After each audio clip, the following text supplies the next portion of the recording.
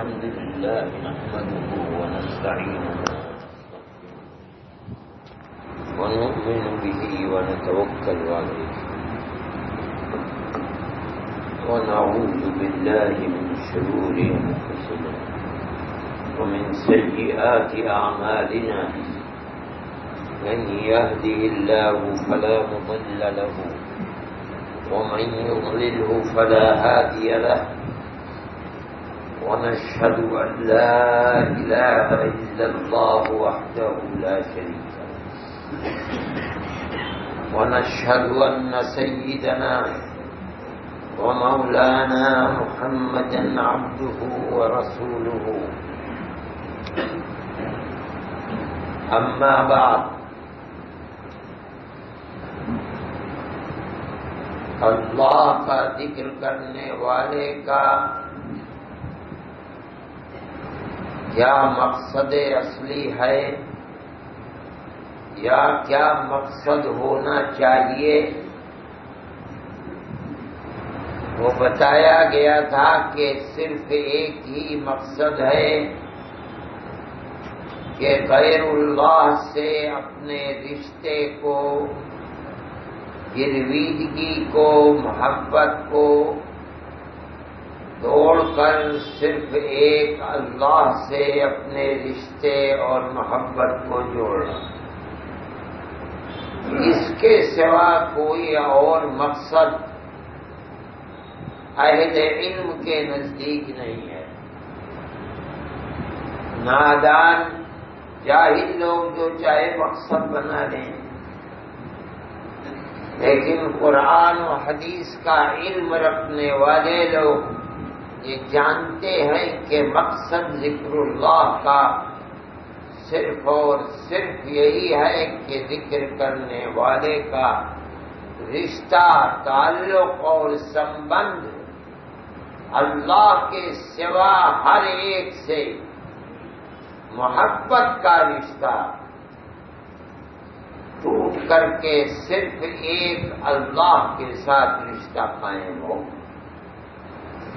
جس کے ساتھ دنیا میں جو کچھ کرتا ہے، مدد کرتا ہے، معاونت کرتا ہے، اٹھتا ہے، بیٹھتا ہے، کھاتا ہے، کھلاتا ہے،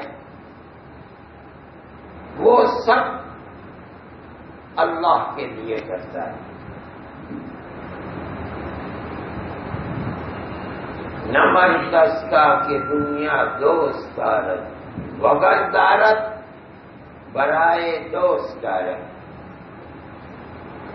دنیا میں کسی سے کوئی تعلق نہیں رکھتا، اور اگر رکھتا ہے کسی سے تعلق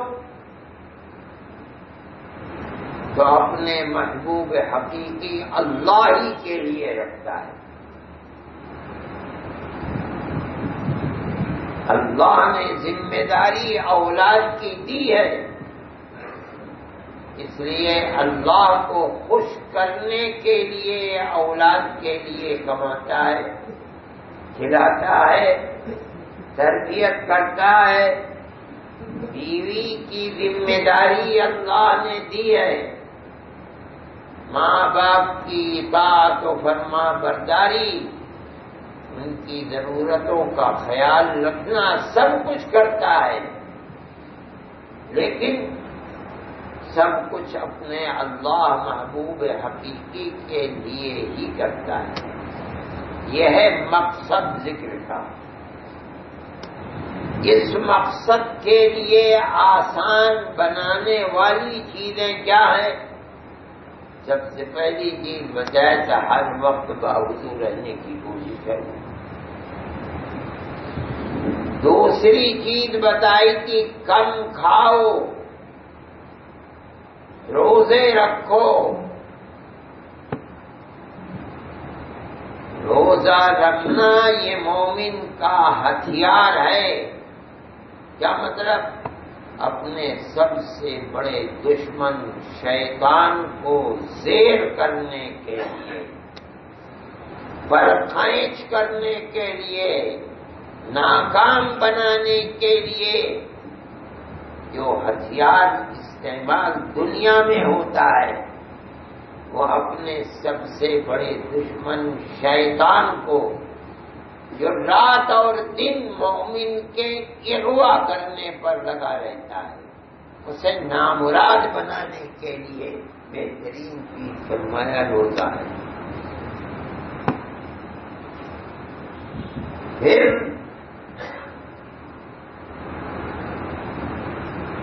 بات آئی تھی کہ گفتگو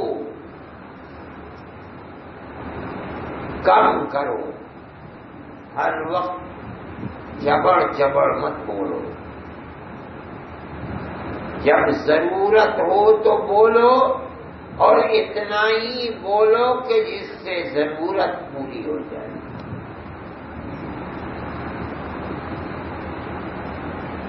زیادہ بولنا، کل بتایا گیا تھا کہ یہ انسان کے اندر بے حیائی کو پیدا کرنے والی چیز ہے۔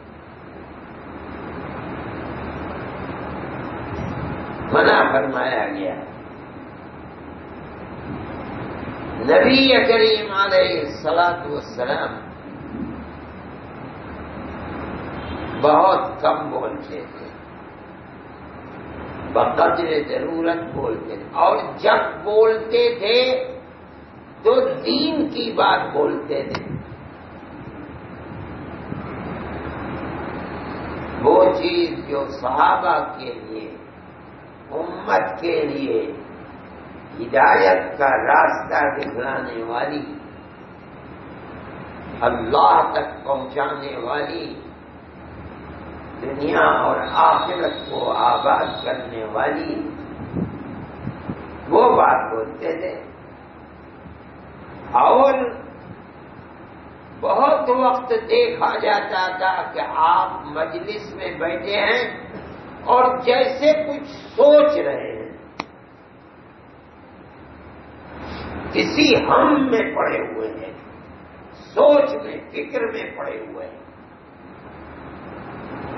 اور اس کا اثر صحابہ فرماتے ہیں کہ ایسا ہوتا تھا مجلس پر، جب آپ اس طرح بیٹھے ہوئے ہیں جیسے کسی سوچ میں، تو صحابہ بھی اس طرح خاموش، جیسے ان کے سروں پر چڑیا بیٹھی ہے، ذرا ہیلیں گے تو ہو جائے گی۔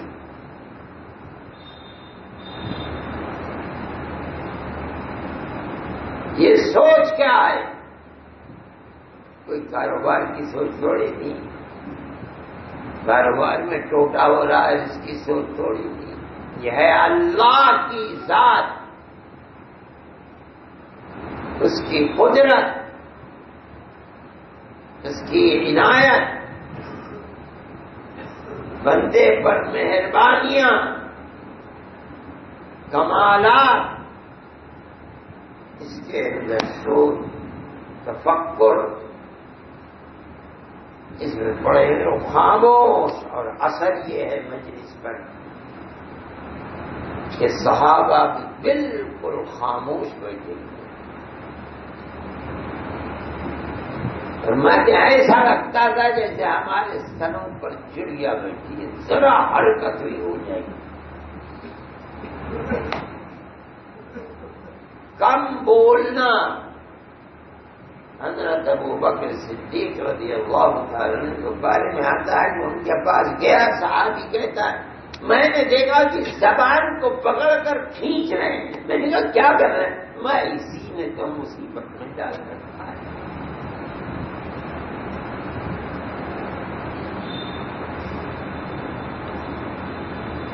بہت سی احادیث کے اندر اللہ کے نبی نے امت کو تلقین فرمائی، زبان کو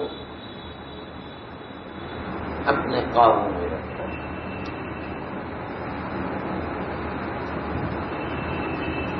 ان چیزوں میں ہے کہ جو آدمی مجھے اپنی زبان کی ضمانت دیتا ہے، کیا مطلب؟ غلط بات نہیں نکلے گی، بس ضرورت کے مطابق ہو، ما بین لحیی اپنے دونوں جباڑوں کے بیچ میں جو چیز ہے اس کی ضمانت دو، یہ کوئی غلط بات نہیں کرتا، میں جنت کی ضمانت دے دیتا ہوں۔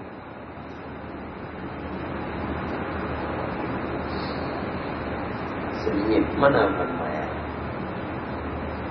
ہر آدمی کو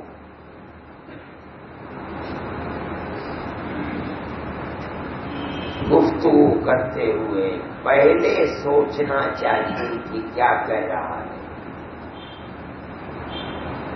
اس کے بعد زبان کھولنی چاہیے اور بقدر ضرورت بس۔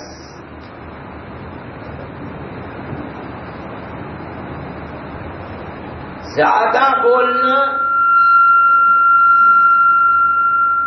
مومن کی شان نہیں، اس لیے اس سلسلے میں سکون، خاموشی کو اللہ کی رضا کو حاصل کرنے کے لیے دخل ہے۔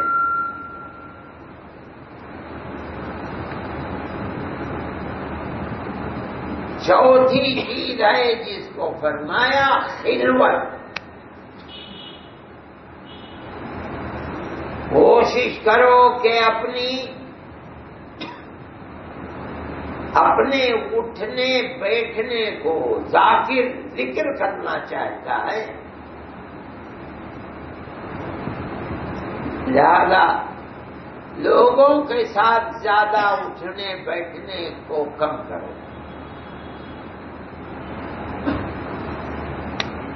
صبح سے شام تک لوگوں کے سامنے آدمی بیٹھے گا، اس میں مومن بھی ہے، کافر بھی ہے، فاسق بھی ہے، فاجر بھی ہے، بدکار بھی ہے، صحبت کا اثر لازمی طور پر پڑتا ہی ہے۔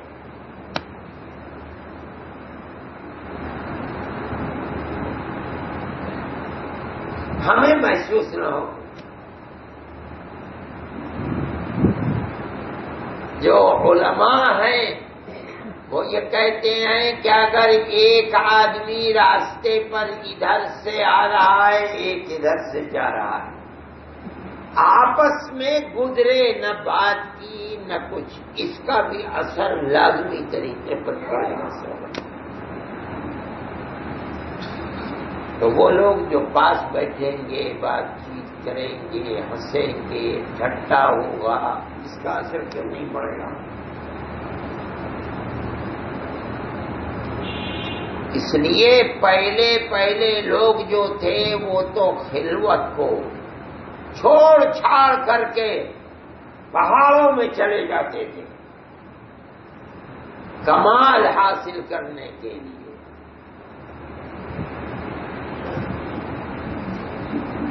نبی کریم علیہ الصلوۃ والسلام کو جب نبوت ملنے کا وقت قریب آیا تو آپ کے مزاج اور طبیعت کے اندر طلب پیدا کی گئی کہ سب کو چھوڑ چھاڑ کے غار میں جا کے خلوت کرو۔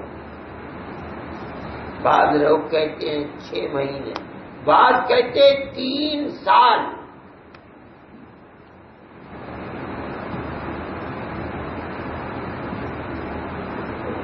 گھر آتے تھے حضرت خدیجۃ الکبریٰ رضی اللہ تعالی عنہا کچھ بنا کر کے دے دیتی تھی، کھانے پینے کی چیز، اسے لے کے پھر اب چلے پہاڑ پہ اوپر۔ آج بھی جگہ موجود ہے، بالکل دنیا سے بے تعلق، صرف ایک اللہ سے تعلق رکھتے ہیں۔ بس مزاج اللہ کو نبوت دینی ہے تو نبی کے مزاج کے اندر یہ طلب پیدا کی جس سے کار نبوت آسان ہو جائے۔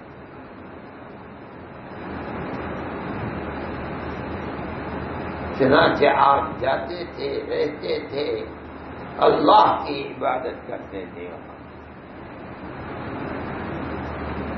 یہ ہے خلوت، تنہائی جس کو کہتے ہیں۔ اب آج کے زمانے کے اندر یہ سوچنا، وہ تو بیوی بھی ایسی تھی. آج اگر بیوی کو چھوڑ کر کے جائے تو ہنگر اسٹرائک ہو جائے گھر کے اندر، نہ کھانا ملے گا نہ پینے کو ملے گا، ایک آفت اور قیامت قائم ہو جائے گی. اللہ نے اپنے نبی کے لیے جن بیویوں کا انتخاب فرمایا تھا وہ بھی اپنے مزاج، اپنی طبیعت کے اندر اس کے لائق تھی کہ کسی نبی کی بیوی بن سکے. کبھی کوئی شکوہ نہیں، بلکہ دلاسا. جب پہلی مرتبہ آپ نے فرشتے کو دیکھا تو آپ سمجھے کہ خدا جانے کوئی بھوت ہے، جن ہے، کیا ہے، میری تو جان چلی جائے گی. آئے گھر میں اور آ کے فرمایا مجھے لپیٹ دو، اور قصہ سنایا. اب یہ تو بیوی کیسی تھی؟ فرماتی ہیں آپ کیوں گھبرا رہے ہیں؟ کبھی ایسا نہیں ہو سکتا کہ اللہ آپ کو شرمندہ کر دے. آپ ذرا دیکھیے تو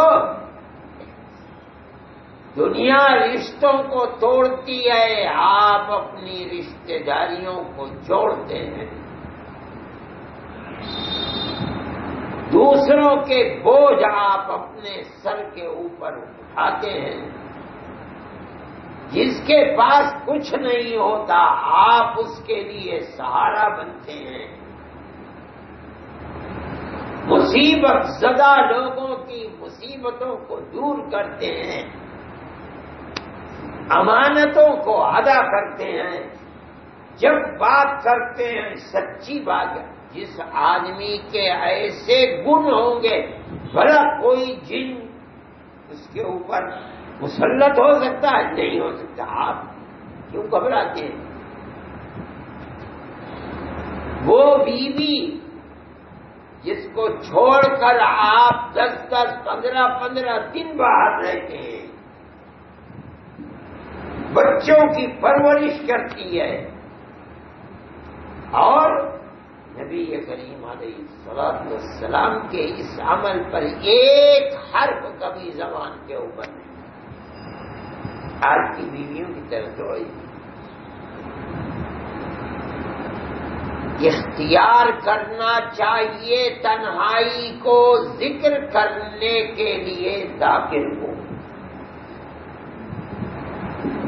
اور ذکر حقیقت یہ ہے کہ ہر وقت کرنا چاہیے. تبھی تو قرآن کہتا ہے کثرت کے ساتھ اللہ کو یاد کرو.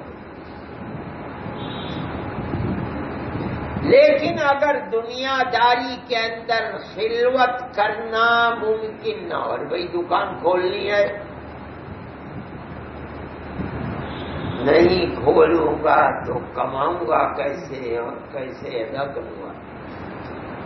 لاکھوں کا قرضہ ہے، کماؤں گا تو قرضہ ادا کروں گا، خلوت کر لوں گا تو کہاں سے کماؤں گا؟ فیکٹری بند کر دوں گا تو کیا ہوگا؟ تنخواہیں کہاں سے دوں گا؟ تو دیکھو، خلوت کے لیے ایک وقت تو متعین کیا جا سکتا ہے، وہ کوئی مشکل نہیں، مگر ہر کام آسان ہوتا ہے اللہ کی تائید اور اس کی نصرت سے. اور وہ خلوت ہے اخیر رات کی خلوت. آدمی صبح صادق سے آدھا گھنٹہ ہی صحیح کھڑے ہو کر کے وضو کر کے اپنے اللہ سے اپنے رشتے کو جوڑے.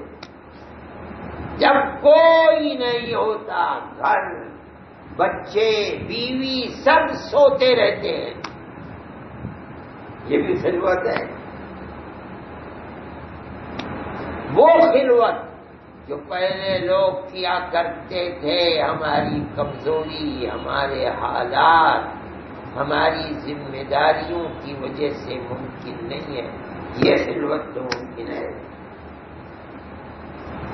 جلدی سو جاؤ، اخیر تڑکے تڑکے اٹھو، وضو کرو اور وضو کر کے مصلی پر تنہائی میں کھڑے ہو کر کے اپنے اللہ سے اپنے رشتے کو جوڑو۔ اس وقت سے لے کر فجر کی نماز سے 5-10 منٹ پہلے تک تو 1 گھنٹہ 1.25 گھنٹے کی خلوت ہو ہی سکتی ہے ذکر اللہ کے لیے، اللہ کے سامنے رونے کے لیے۔ وہ بندہ جو سر سے پیر تک اس کا ایک ایک بال، ایک ایک رواں اللہ کا محتاج ہے، اس کا سب سے بہترین مشغلہ رونا ہے۔ رونے سے اچھا مشغلہ اور کیا ہو سکتا ہے اپنے مالک کے سامنے؟ اپنی بے بسی، اپنی محتاجگی، اپنے گناہ، اپنی بے بغاوتی کو اللہ کے سامنے پیش کر کے رونا، اے اللہ میری زندگی کی تو ہر چیز آپ ہی کے محتاج ہے۔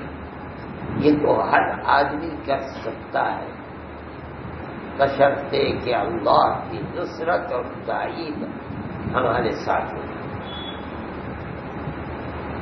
رمضان کی یہ گھڑیاں تو ایسی ہیں کہ بھئی ایک ماحول بنا ہوا ہے، اٹھتے ہیں سب، ہم لوگ بھی اٹھ جاتے ہیں، لیکن رمضان کے گزرنے کے بعد ابھی سے اس کا تہیہ کرنا چاہیے، اللہ سے مانگنا چاہیے توفیق اور تائید کہ اے اللہ یہ توفیق دے، رات بڑی ہو چھوٹی ہو، سفر ہو حضر ہو، یہ توفیق دیجیے کہ آخر رات میں اٹھ جائیں جب سب سو رہے ہیں، خلوت کوئی دیکھنے والا نہیں، رو رہا ہے، سجدہ کر رہا ہے، ہاتھ اٹھا کر دعا مانگ رہا ہے، کوئی دیکھنے والا نہیں، اللہ کے ساتھ رشتہ ہے، اللہ کے سوا کوئی نہیں ہے۔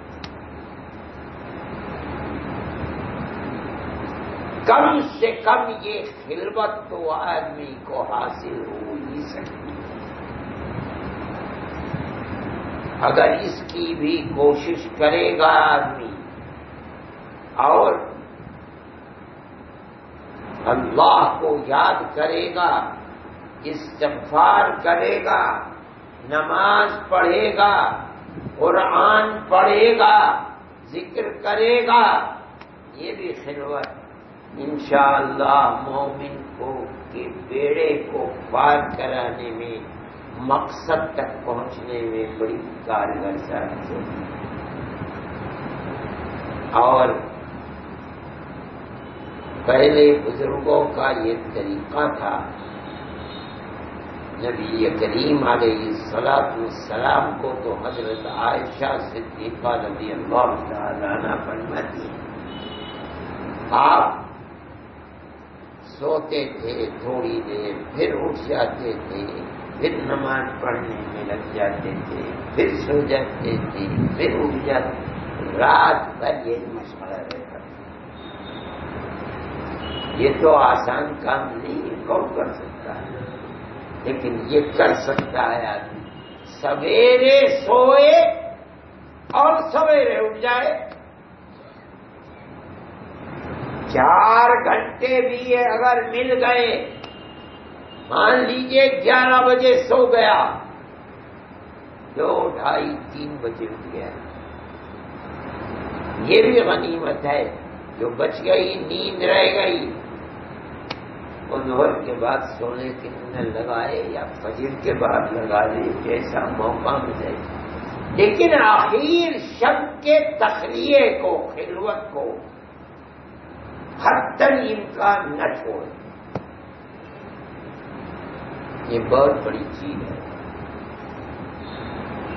اللہ ہمیں سعادت میسر فرمائے، توفیق عطا فرمائے، اور اخیر شب میں اٹھ کر اپنے اللہ سے تملق اور خوشامد کرنے کی سعادت میسر فرمائے، اور ذکر کا جو مقصد ہے اس کو حاصل کرنے میں اللہ ہماری مدد فرمائے، اور ذکر کی پابندی کی توفیق عطا فرمائے۔